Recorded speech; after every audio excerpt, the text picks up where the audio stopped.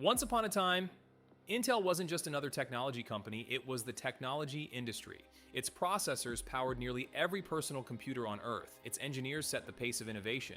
Its factories produced the world's most advanced chips, and its logo became one of the most recognizable brands in history. If you bought a computer, there was a good chance one small sticker was proudly displayed on the front.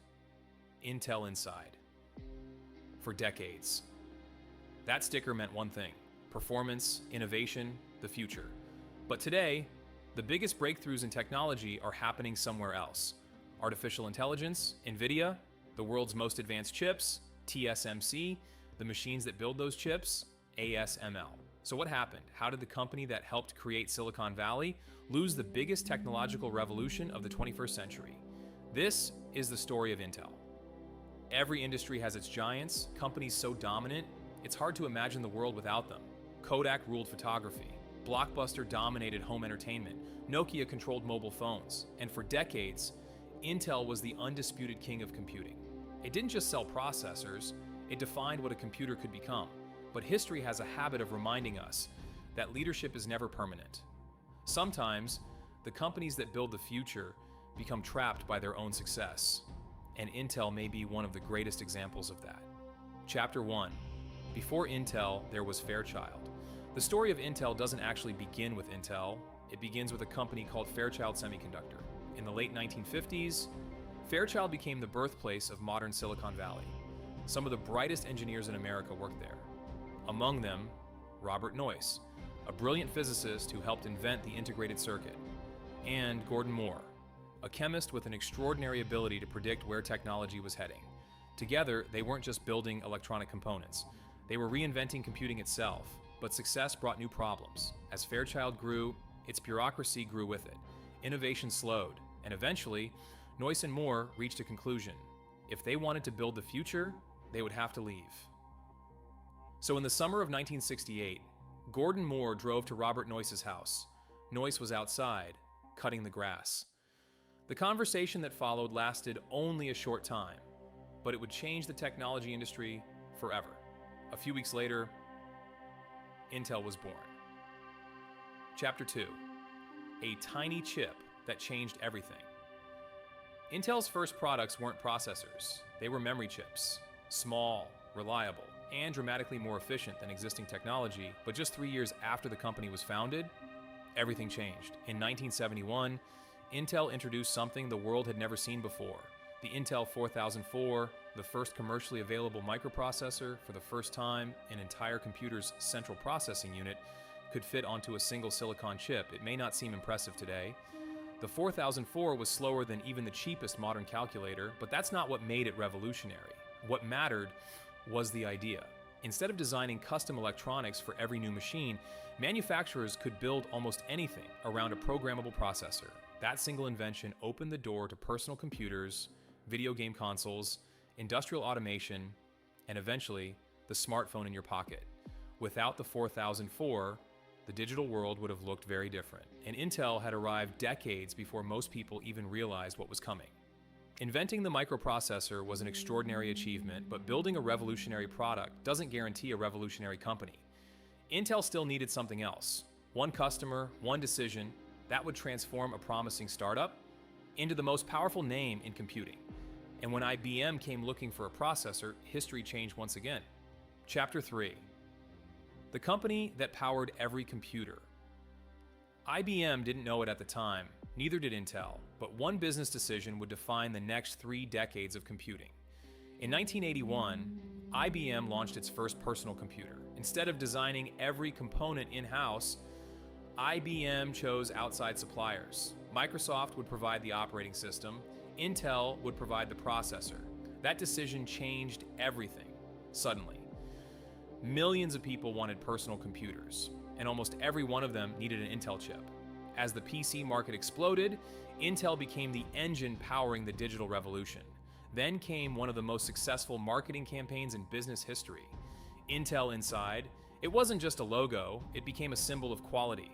People who knew almost nothing about computers still knew they wanted one with an Intel processor. The company wasn't selling silicon anymore, it was selling trust.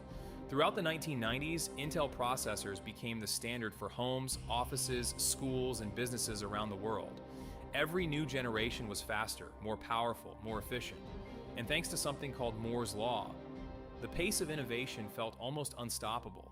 Gordon Moore had predicted that the number of transistors on a chip would roughly double every couple of years. For decades, the industry kept proving him right.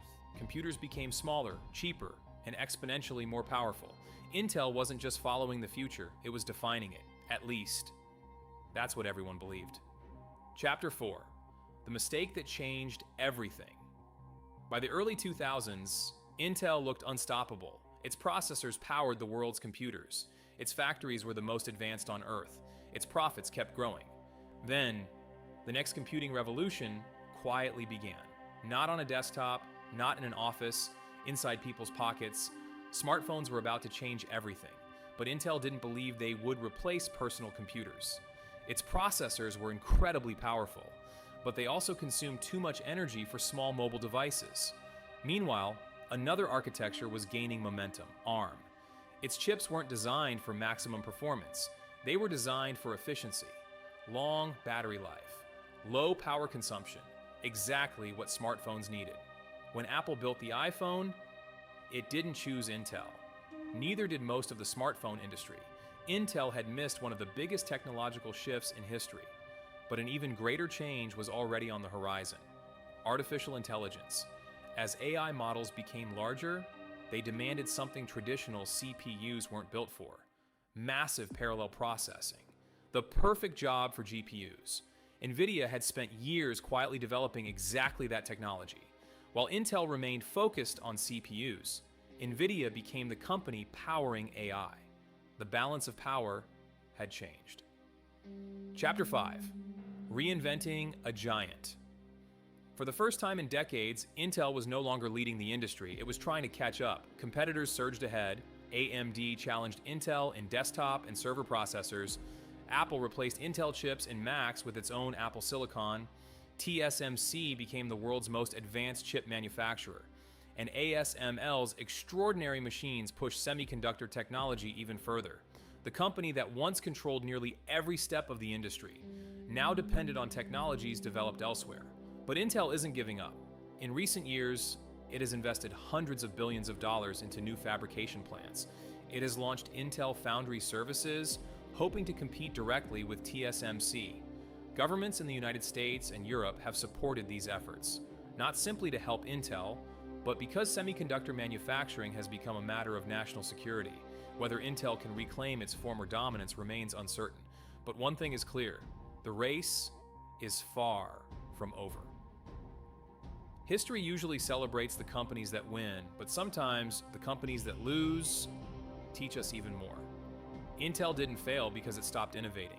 It helped invent the microprocessor. It powered the personal computer revolution. It accelerated Moore's Law for decades. Few companies have shaped the modern world so profoundly, yet technology never stands still. Every generation creates new winners, and every giant faces the same challenge. Can you reinvent yourself before someone else reinvents the future for you? Today, Intel is fighting to answer that question. Whether it succeeds may determine the next chapter of the semiconductor industry. Because in technology, the greatest threat isn't making mistakes. It's believing yesterday's success guarantees tomorrow's leadership. If you enjoyed this documentary, consider subscribing to Foundry. Every week, we uncover the hidden stories behind the companies, technologies, and decisions that quietly shape the modern world.